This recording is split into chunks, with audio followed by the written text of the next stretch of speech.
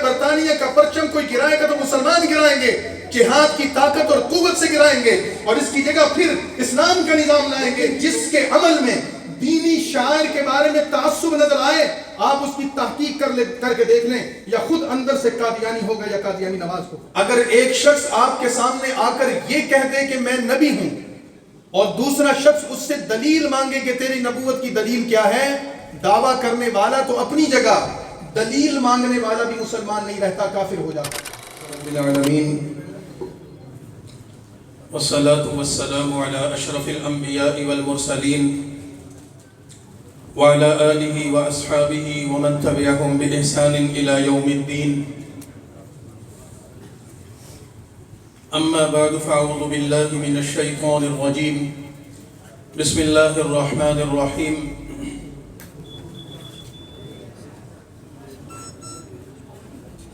ما كان محمد أبا أحد من رجالكم ولكن رسول الله وخاتم النبيين وكان الله بكل شيء عليما. وقال النبي صلى الله عليه وسلم أنا خاتم النبيين لا نبي بعدي. صدق الله العظيم وصدق رسوله النبي الكريم. إن الله وملائكته يصلون على النبي يا أيها الذين آمنوا صلوا عليه وسلموا تسليما. اللهم صل على سيدنا ومولانا محمد عبدك ورسولك وصل على المؤمنين والمؤمنات.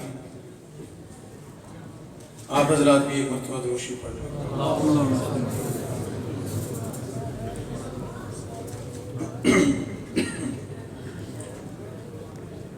حضرات علماء کرام، بزرگان محترم، آج کی یہ سالانہ عظیم الشان کانفرنس جس میں ختم نبوت اور تحفظ ختم نبوت کے عنوان پر مختلف علماء کرام، شعراء حضرات اپنے اپنے انداز میں آپ کے سامنے خیالات کا اظہار فرما رہے ہیں. ہم شکریہ ادا کرتے ہیں اپنے انتہائی محترم، ہمارے تو بزرگوں کی طرح بھی ہیں اور دوست بھی ہیں، حضرت مولانا یعقوب فیض صاحب کا، کہ وہ ماشاءاللہ محنت کر کے دور دراز سے مختلف مہمانان گرامی کو دعوت دیتے ہیں، بلاتے ہیں، اور آپ حضرات سے ان کی ملاقات کا انتظام کرتے ہیں، اور دین کے مختلف پہلوؤں پر مختلف انداز میں آپ کو دین کی بات سننے کا موقع ملتا ہے. اللہ تعالیٰ ان کو بہت جزائے خیر عطا فرمائے اور ہم سب کی حاضری کو قبول فرمائے. خطباء نے تقریریں کی ہیں اور اس کے بعد بھی کرنے والے ہیں، اور اندر بہت سارے مہمان تشریف فرما ہیں، اپنی اپنی باری کا انتظار کر رہے ہیں. اس وجہ سے میں تو نہ خطیب ہوں، نہ کوئی لمبی چوڑی مجھے بات آتی ہے، تفصیلی بات تو وہی حضرات عرض کریں گے. ختم نبوت کے حوالے سے میں صرف ایک پہلو پر آپ سے بات عرض کرنا چاہتا ہوں، اور وہ یہ، اس مجلس میں بھی اور اس سے پہلے بھی آپ نے علماء کرام سے یہ سنا ہوگا بارہا کہ عقیدہ ختم نبوت اسلام کی بنیاد ہے. اللہ کی توحید کے بعد جس چیز کو سب سے پہلے ماننا ضروری ہے مسلمان ہونے کے لیے، وہ نبی کریم صلی اللہ علیہ وسلم کی ختم نبوت کا عقیدہ ہے. قرآن کریم کی 100 سے زائد آیات ہیں، 300 سے زائد احادیث ہیں جو ختم نبوت کے اس عقیدے کو بیان کرتی ہیں، جس کا معنی اور مفہوم یہ ہے کہ رسول اللہ صلی اللہ علیہ وسلم اللہ کے آخری نبی ہیں اور قیامت تک کوئی دوسرا نبی پیدا نہیں ہوگا. قرآن کی ان آیات کو، نبی مکرم علیہ السلام کے ان ارشادات کو صحابہ کرام نے اسی معنی اور مفہوم سے سمجھا، اس پر عمل کیا اور امت تک منتقل کیا. اور پوری امت نے اصحاب رسول سے، اہل بیت رسول سے اس معنی اور مفہوم کو لیا۔ فقہاء ہیں، مجتہدین ہیں، محدثین ہیں، مفسرین ہیں، صوفیاء ہیں، اولیاء اللہ ہیں۔ 1450 سال کی امت کی روایت ہمیں یہ بتاتی ہے کہ وہ اسی معنی اور مفہوم کو بیان کرتے تھے۔ ختم نبوت کا کوئی نیا عقیدہ یا کوئی نیا تصور ان کے ہاں قطعی طور پر قابل قبول نہیں تھا، بلکہ اجماعی طور پر علماء کرام نے یہ مسئلہ ہمارے سامنے رکھا کہ رسول اللہ صلی اللہ علیہ وسلم کے بعد کسی کو نبی ماننا تو دور کی بات ہے، یا کسی کے دعوی نبوت کی تصدیق کرنا تو دور کی بات ہے۔ اگر ایک شخص آپ کے سامنے آ کر یہ کہہ دے کہ میں نبی ہوں، اور دوسرا شخص اس سے دلیل مانگے کہ تیری نبوت کی دلیل کیا ہے، دعویٰ کرنے والا تو اپنی جگہ، دلیل مانگنے والا بھی مسلمان نہیں رہتا، کافر ہو جاتا۔ یہ اتنا حساس مسئلہ ہے۔ تو پھر عقیدہ تو واضح ہے، اور دین کے طالب علم ہونے کی حیثیت سے جس چیز کو آپ عقیدہ کہتے ہیں، جس چیز کو قرآن و سنت سے ثابت کرتے ہیں اور یہ کہتے ہیں کہ یہ دین کی تعبیر ہے، تو دین وہ نہیں جو میں نے بیان کیا یا مولانا نے یا خطبہ نے بیان کیا۔ دین تو وہ ہے کہ جو اللہ کے پیغمبر نے دیا اور اصحاب نے اس کو نقل کیا، بنایا نہیں، تبدیل نہیں کیا۔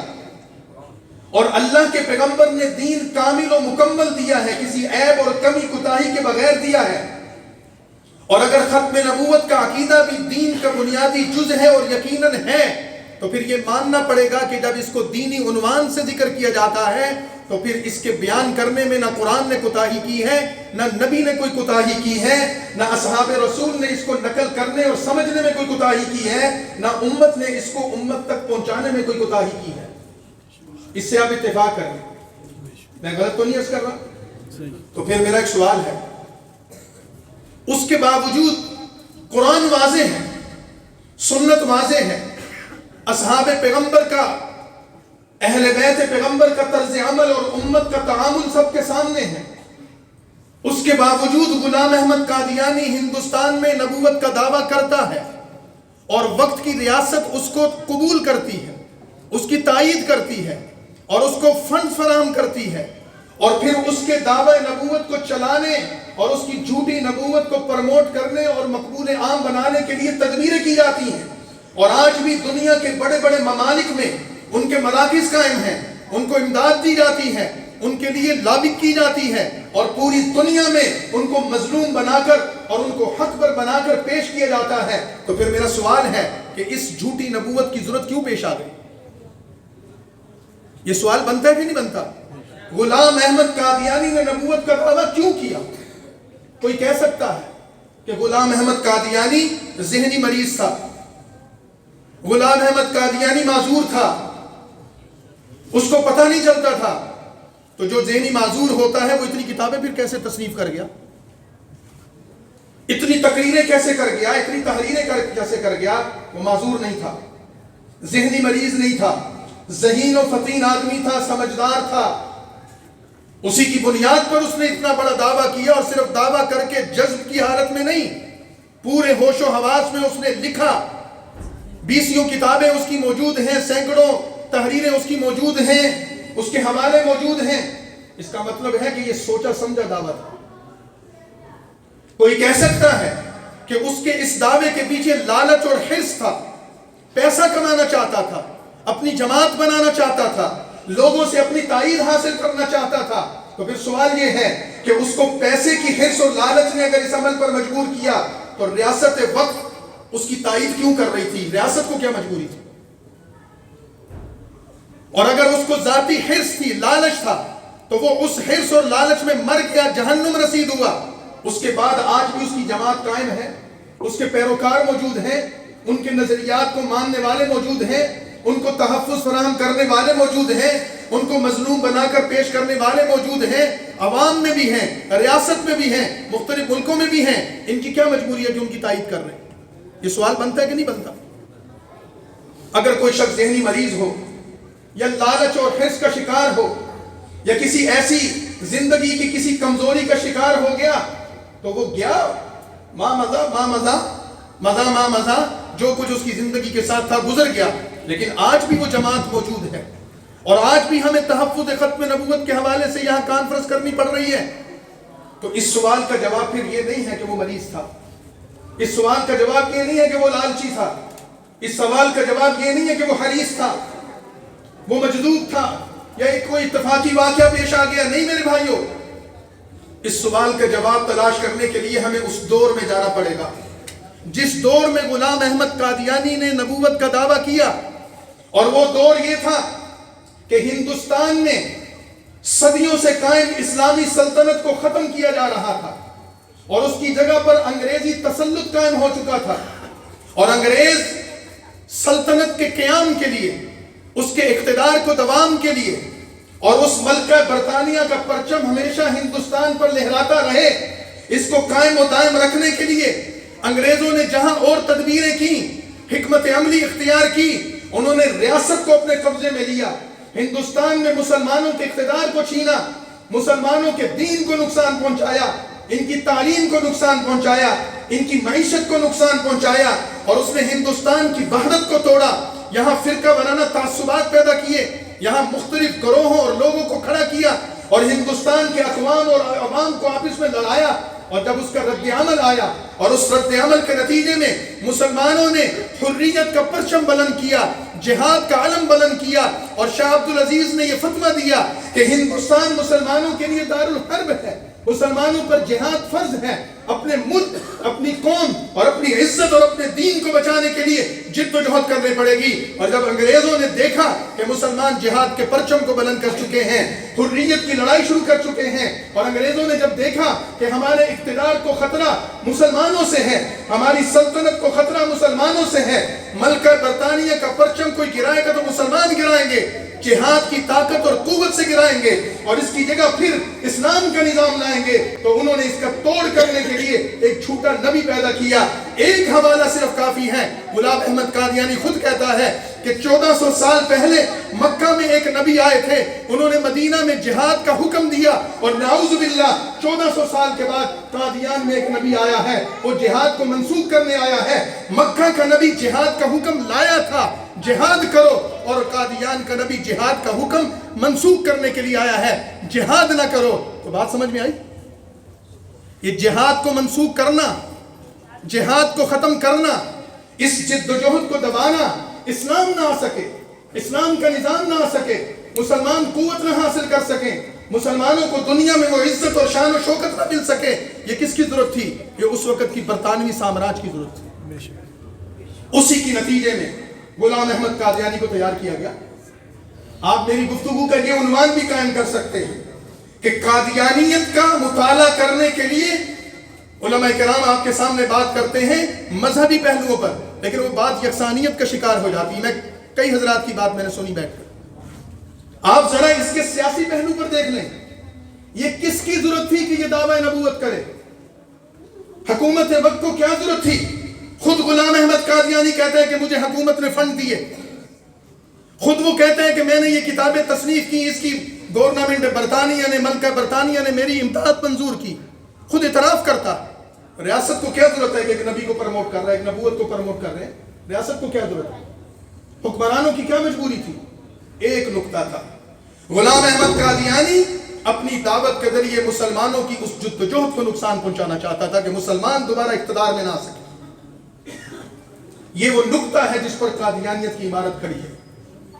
اور آپ اس کے دور سے لے کر اس کے جانشینوں اور اس کے خلیفاؤں کی تاریخ اٹھا کر دیکھ لیں کہ مسلمان آزادی کی جنگ لڑ رہے تھے, انگریزوں کی قیدیں کاٹ رہے تھے, قربانیاں دے رہے تھے, شہادتیں قبول کر رہے تھے, جیلوں کو آباد کر رہے تھے. اور اس زمانے میں جب مسلمان جام شہادت نوش کرتا, جد و جہد آزادی کے راستے میں قربانی دیتا, آزادی کے لیے جیل جاتا, آزادی کے لیے اپنے مال, اپنی جائیداد اور اپنی اولاد قربان کرتا, اس زمانے میں قادیانی ملکہ برطانیہ کی وفاداری کے لیے تحریک چلا رہے تھے. تو پھر تضاد پیدا ہوا کہ نہیں ہوا؟ مسلمان کی شناخت اس زمانے میں یہ تھی जब लोग आते हैं मदारिस पर बात करते हैं, मसाजिद पर बात करते हैं, दीनी जमातों पर बात करते हैं, चूंकि मैंने अर्ज किया कि मैं लंबी बात नहीं करना चाहता, मैं ख़त्म कर रहा हूँ, आप तहकीक करके देख लें कि वो तमाम के तमाम लोग कि जिनको मदरसा खटकता है, जिनको मस्जिद से तकलीफ है, किसी को स्पीकर से तकलीफ है, किसी को तालिब इल्मों से तकलीफ है, किसी को असातिज़ा से तकलीफ है, किसी को दाढ़ी और पगड़ी से तकलीफ है, कोई मुसलमान हो और वो इन चीज़ों को खुद इख्तियार नहीं करता, ये उसकी कमज़ोरी आमाल की हो सकती है, लेकिन वो इन चीज़ों से नफरत नहीं कर सकता। लेकिन जिसके अमल में दीनी शायर के बारे में तासुब नजर आए, आप उसकी तहकीक करके देख लें, या खुद अंदर से कादियानी होगा या कादियानी नवाज होगा, उनका नमक खुर्दा होगा। मुसलमान हो और इस्लाम के शायर उसको तकलीफ दें, ये दो चीजें जमा नहीं हो सकती। इसके लिए हमने जिद्दोजहद करनी है, इसके लिए हमने कोशिश करनी है। ये जज्बात की बुनियाद पर नहीं, होश की बुनियाद पर, समझ की बुनियाद पर, फहम की बुनियाद पर, आइन और कानून के रास्ते पर चलते हुए हमने इस पर अमल करना है। अल्लाह हमारा हामी और नासिर हो। व आखिर दावाना अल्हम्दुलिल्लाह।